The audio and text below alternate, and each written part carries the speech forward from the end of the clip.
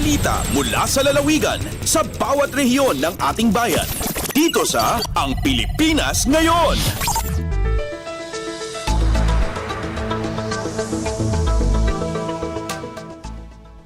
Narito na ang bugso ng ating mga regional news. Dumako muna tayo sa rehiyon ng Luzon. Department of Agriculture o DA sa Region 1, ipinagmalaki ang yellow zone status ng Ilocos Norte ukol sa African Swine Fever o ASF.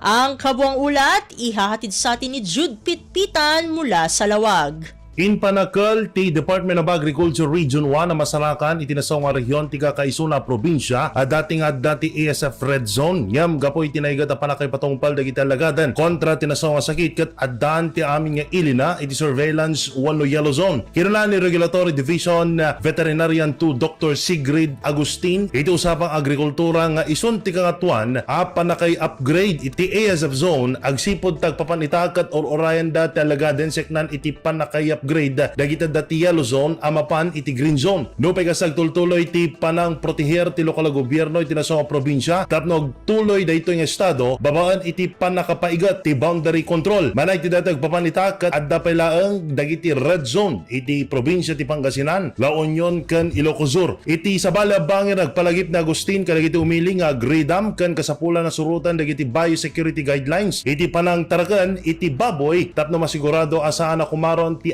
baling nga estado ti rehiyon seknan iti nasoo nga sakit. Imanan nga irakurak ti DA Region 1 a kontrolado dan iti sitwasyon ti ASF kadagiti nagduduma probinsya ken madama pailang ti calling process iti probinsya ti La Union. Manipod iti syudad ti Lawag, Jude Pitpitan para iti Radyo Pilipinas World Service.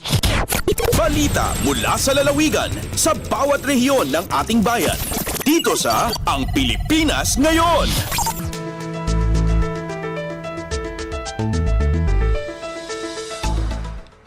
Inyong napakinggan ang ulat ni Jude Pitpitan mula sa Lawag. Pumunta naman tayo sa Agoo, 1,500 mag-aaral sa La Union nakibahagi sa edukalikasan na idinaos ng pamahalaang panlalawigan. Ang detalye ng balita ihahatid naman sa atin ni Glenda Sarak. Nakipasat agarop sa ngaribo 5 gasot ng estudyante iti Edo Kalikasan La Union probinsya nihan nga insayang kati Provincial Government of La Union kas panangrambak iti linggo ng kabataan 2024. Aktibo ang nakikaykay sa ati sa ngaribong estudyante iti Luna National High School iti Iliti Luna. Sa nga gasot ng estudyante iti Nagsabaran Sur Elementary School iti Iliti Balawan kantalo gasot 82 estudyante iti Santo Tomas National High School iti Iliti Santo Tomas. Naisuro karigiti partisipantes ti kasasaad ti aglawlaw kinalukay dagitoy ang makitinulong karigiti aktibidad para iti panakay preserbat aglawlaw kas iti garbage color coding segregation, tree planting kan iti panagaramat karigiti organiko abambanag iti panagdalos. Iti mensahe ni Governor Rafi Ortega Ravid kinumendaran na dagiti agtutubo ang nakipasat iti aktibidad ken dinakamat na dagiti agtutubo ti masakbayan ti pagilian isot gapo na masapol ang makitinulong da iti panangaywan iti aglawlaw. Manipod Agoo La Union, Glenda Bakungan Sarak para iti Radyo Pilipinas World Service. Balita mula sa lalawigan sa bawat rehiyon ng ating bayan. Dito sa Ang Pilipinas Ngayon.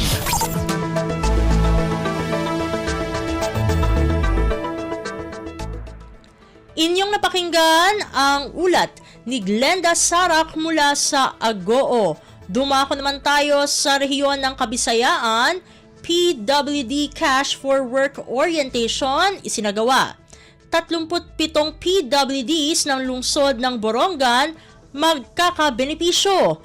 Ang detalye ng balita ihahatid sa atin ni Sok Aberia mula sa Borongan.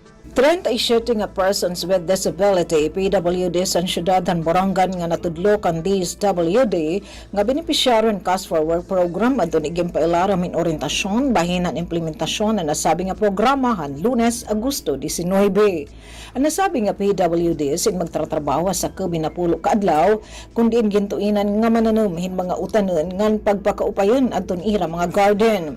Ginklaro orientasyon ni Mrs. Daniel Ampong, Assistant City Social Welfare Waterfront Development Officer ngan focal person ng PWD welfare ngadton PWD beneficiaries nga diri kaya magtrabaho pwede representaran ng ireg sakop pabalay. Makarawat ang nasabi nga mga beneficiaryo ng 405 pesos sa kada adlaw nga pagtrabaho nga makantidad na kabugusan ng 4,050 pesos.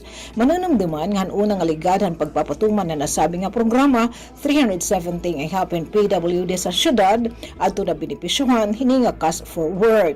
Tika nga syudadan Borongan Sok, Aberia, Radyo Pilipinas, World Service. Balita mula sa lalawigan sa bawat rehiyon ng ating bayan. Dito sa Ang Pilipinas Ngayon.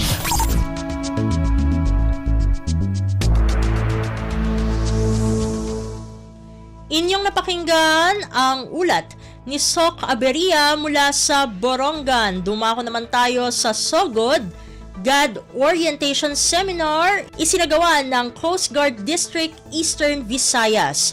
Ang kabuang ulat ihahatid sa atin ni Ruel Bugnos. Ang Coast Guard District Eastern Visayas pinaagi sa Gender Development Office nini malampuson nga napahigayon ang Basic Gender and Development Orientation and Seminar on God-related laws sa Coast Guard Station sa Eastern Leyte sa Dakbayan sa Tacloban o sa Coast Guard Station sa Biliran sa Nabal kaniadtong Agosto 12 hangtod 13 tuig 2024. Ang duha ka adlaw nga kalihukan nagtumong sa pagpalambo sa kaybalo o pagsabot sa mga konsepto sa God o may kalabutan nga mga balaod sa mga personahe sa Coast Guard stations. Ang mga partisipante nakigbahin sa lawom nga mga diskusyon nga naglangkob sa mainungdanong aspeto sa pagkapareha sa gender kung gender equality, katungod sa mga kababayenan kung women's rights ug paggamit sa mga prinsipyo sa God sa ilang adlaw-adlaw nga operasyon.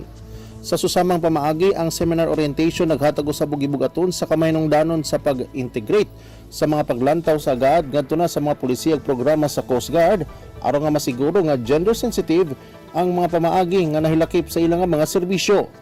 Naghatag usab kini og komprehensibo nga pagtan-aw sa mga balaod ug regulasyon nga nagsuporta sa pagkapareha sa gender o pagpanalipod sa mga katungod sa kababayenan sa Pilipinas.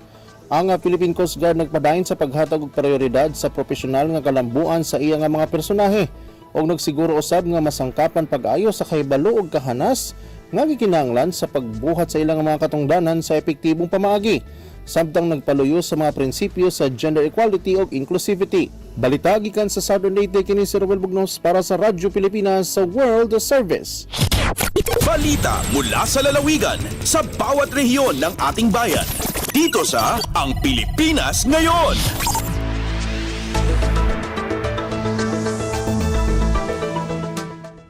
Inyong napakinggan ang ulat ni Ruel Bugnos mula sa Sogod. Dakuin naman natin ang rehiyon ng Mindanao. Mayor Clarex Uy, Department of Science and Technology o DOST at Department of Education o DepEd pumirman ng kasunduan para ipatupad ang Smart Education Technology Systems. Ang detalye ng balita, ihahatid naman sa atin ni Ryan Carbon mula sa Cagayan de Oro. Formal nga milagda si Mayor Clarex Uy og Memorandum of Agreement uban ang Department of Science and Technology Region 10, Department of Education Region 10 o DepEd Division of Cagayan de Oro kalabot sa pag-implementar sa Smart Education Technology Systems Agosto 19 sa pipila ka tungaan ng syudad. Napiling pilot school sa maong proyekto ang PNROA National High School o Puntod National High School diin ang proyekto i-implementar sulod sa usa ka tuig. Mismo sa DOST Region 10 Regional Director Dr. Romela Ratilla, DOST Provincial Science and Technology Office, Misamis Oriental OIC Provincial S&T Director Engineer Ruel Vincent Banal, uban ni DepEd Division of Cagayan de Oro Division Superintendent Dr. Roy Angelo Gazo o DepEd Assistant Regional Director Federico Martin. Kinsa mi representar ni DepEd Regional Director Dr. Arturo Bayocot ang milagda sa kasabutan. Kini gisaksihan usab ni DOST Region 10 Chief Science Research Specialist Virgilio Puertas, Local School Board Executive Director Dr. Alicia Anghay ug LGU CDO Focal Person for Smart City Dr. Ferdinand Miranda.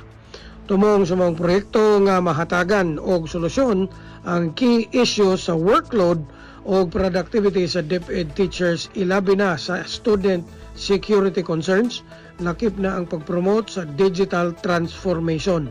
Gikan sa RP1 Cagayan de Oro City, Ryan Carbon para sa Radyo Pilipinas World Service. Balita mula sa lalawigan sa bawat rehiyon ng ating bayan. Dito sa Ang Pilipinas Ngayon.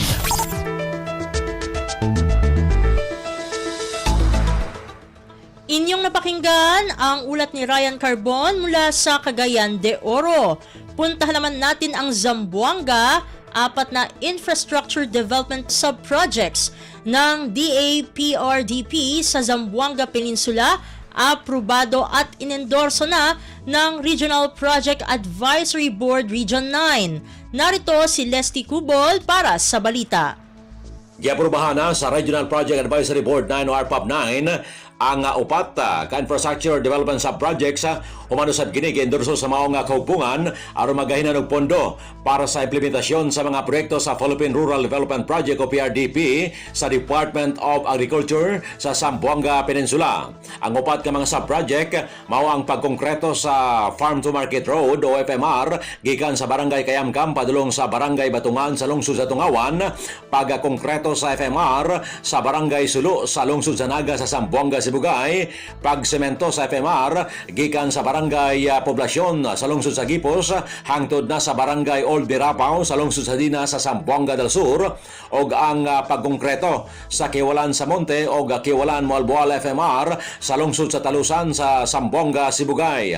Ang mga proyekto nagkadirad kini og 891.1 million pesos. Ang mga proyekto sa PRDP kabahin kini sa mga programa sa DA nga nagtinguhang makamugna og usa ka moderno, value chain oriented o climate resilient nga sektor sa agrikultura. Gikan diri sa Radyo Pilipinas Zamboanga, kini Celeste Cubol para sa Radyo Pilipinas World Service. Balita mula sa lalawigan sa bawat rehiyon ng ating bayan. Dito sa Ang Pilipinas Ngayon.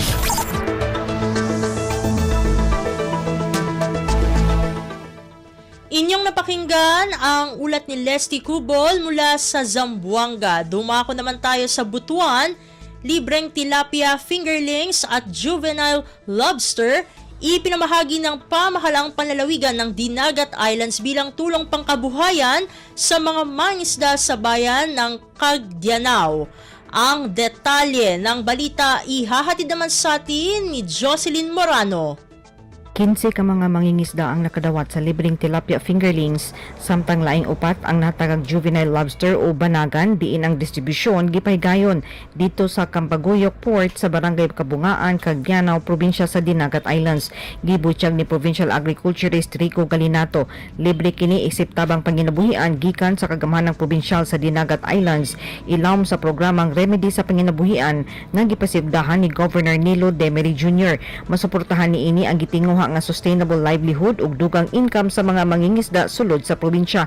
Sa kinatibuk-an, mokabat sa 500 ka tilapia fingerlings o 100 ka banagan ang nadawat sa mga benepisyaryo gikan sa Barangay Tigbao, Kabungaan, Poblasyon, Santa Rita, Ecleo ug Maata sa lungsod sa Cagdianao. Gikan sa RP Butuan, kini si Jocelyn Morano para sa Radyo Pilipinas World Service.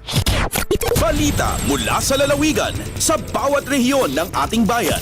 Dito sa Ang Pilipinas Ngayon.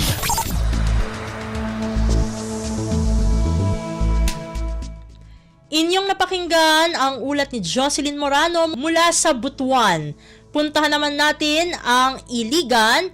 LGU Iligan City magsisilbing host para sa Third Quarter National Simultaneous Earthquake Drill o NSED sa Northern Mindanao.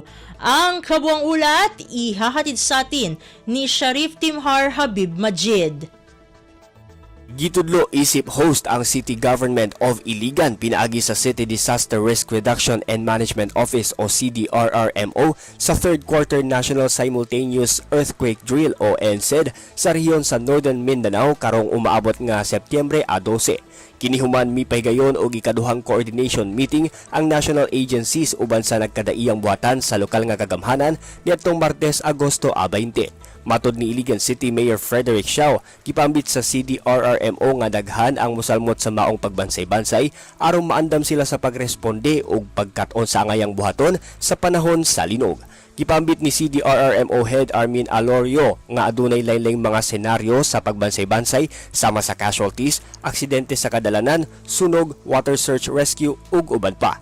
Gikan sa Radyo Pilipinas Iligan kini Sheriff Timhar alang sa Radyo Pilipinas World Service.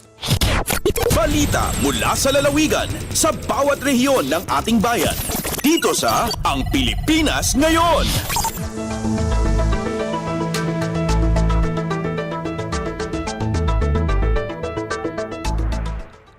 At inyong napakinggan ang ulat ni Sheriff Timhar Habib Majid mula sa Iligan. Dito na nagtatapos ang ating regional news.